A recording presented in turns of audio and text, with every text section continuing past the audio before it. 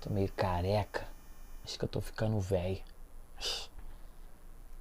No vídeo de hoje eu vou falar sobre a definição de história, as ferramentas da história. Ah, professor, o que é história? Por que eu tenho que ficar estudando essa matéria, ficar decorando as coisas, decorando? Bom, primeiro você tem que estudar história, porque senão você vai mal, vai tomar pau em história e vai acabar sendo reprovado. Nossa, que grosso esse professor. Você não viu nada ainda. Deixando a conversa fiada de lado, história é uma ciência que estuda as experiências humanas ao longo do tempo. A importância do conhecimento histórico, além do conhecimento de nossa história, está também na formação da nossa identidade. Ou seja, somente quem conhece a sua história sabe quem é. Alguns conceitos estão relacionados diretamente ao estudo sobre a história. E o primeiro deles é a cultura. Cultura é um conjunto de hábitos e valores desenvolvidos por determinada sociedade. Essas experiências comuns diferenciam um grupo de outros. Então eu conheço a história para entender o presente, como por exemplo, o cultivo da mandioca e a criação de alimentos de seus derivados. Por que a mandioca? Somente a história é capaz de responder essa pergunta. E a resposta é: povos indígenas que aqui viveram cultivavam a mandioca. Dessa forma, eu conheço o presente, eu entendo o presente através do conhecimento histórico. Então, conhecer a história é muito importante para entender o presente. Conhecer história é importante para não cometermos os mesmos erros, porque aquele que não tem a memória está condenado a cometer os mesmos erros sempre. Sendo assim, eu mudo o meu futuro através do conhecimento histórico. Através da história eu conheço diferentes experiências em diferentes sociedades. A partir daí, eu passo a entender hábitos e costumes de povos que são diferentes.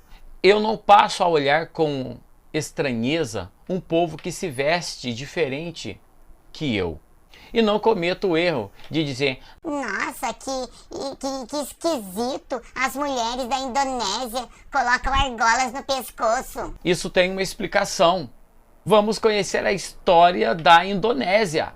O profissional que busca informações e as interpreta é chamado historiador. Esse profissional coleta, analisa e interpreta as fontes históricas. Sendo assim, a história trabalha com fato, pista e evidência.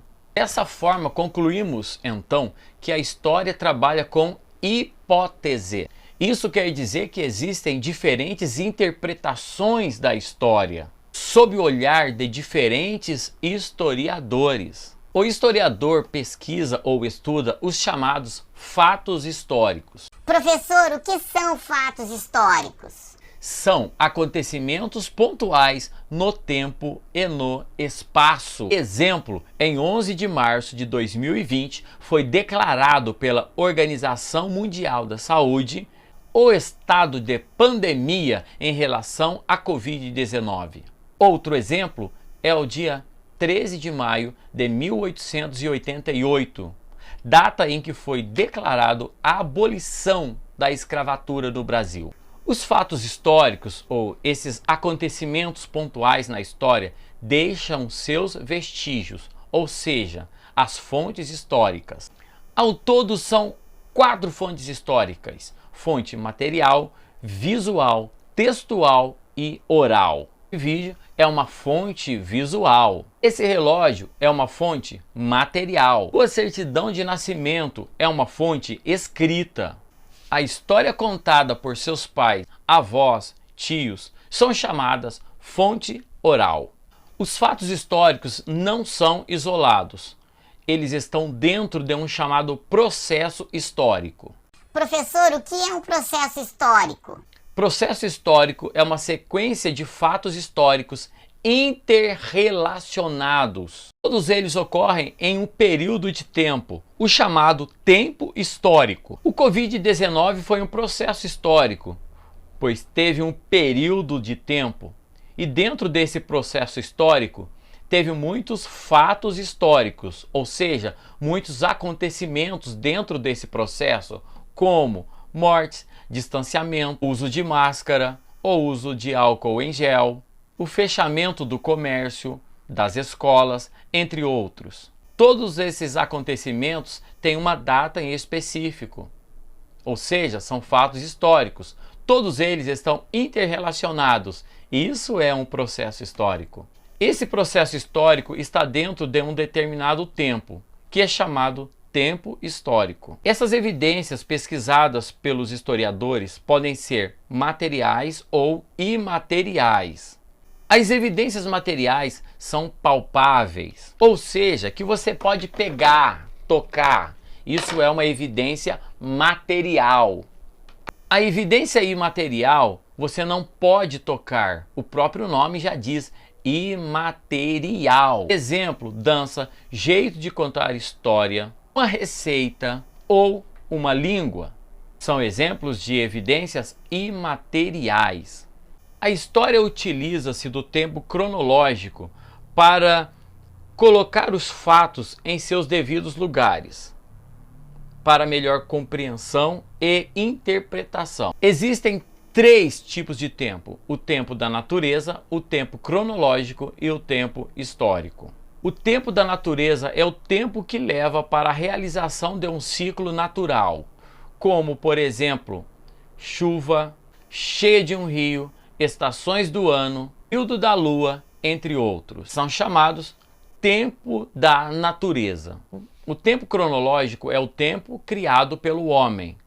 Está relacionado ao calendário, hora, minuto, segundo, século, milênio e por aí vai. Se o tempo cronológico foi criado pelo homem, isso quer dizer que existem diferentes povos e diferentes calendários. Exemplo, o marco inicial do calendário cristão foi o nascimento de Cristo.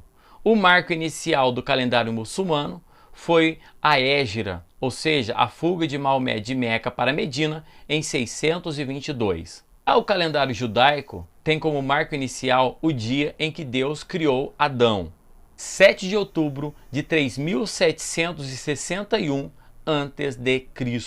O tempo histórico, como eu já falei, é o tempo de duração de um processo histórico. Ele pode ser de longa, média ou pequena duração. Sendo assim, podemos alocar acontecimentos históricos em determinado período de tempo, o tempo histórico.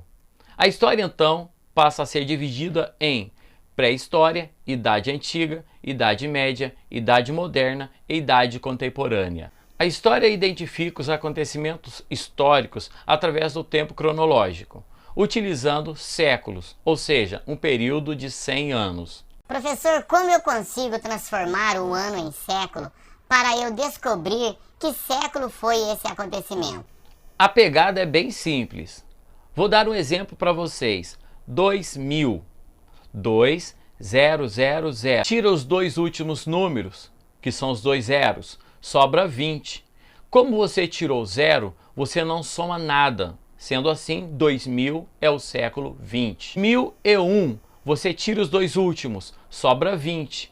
Tem o 1. Se tem o 1, eu somo 20 mais 1. Século 21. Essa lógica pode ser usada com qualquer número dentro de 2000, como por exemplo, 2014.